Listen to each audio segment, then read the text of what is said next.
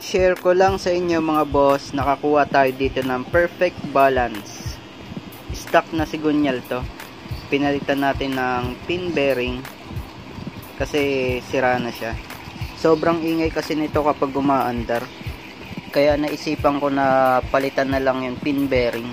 Napakatagal ko to ginawa. Halos 1 week yata or 2 weeks bago ko siya mabalance ng ganito. Ito naman pinagawa ng tropa, plus 7 yan para sa kargado niya motor.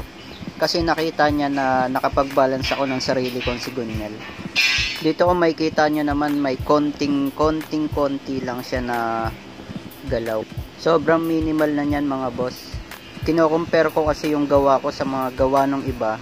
Yung mga dinadala kasi sa akin dati na sigunyal galing sa ibang machine shop. Wala pa kasi ako dating pang price at hindi pa ako gumagawa ng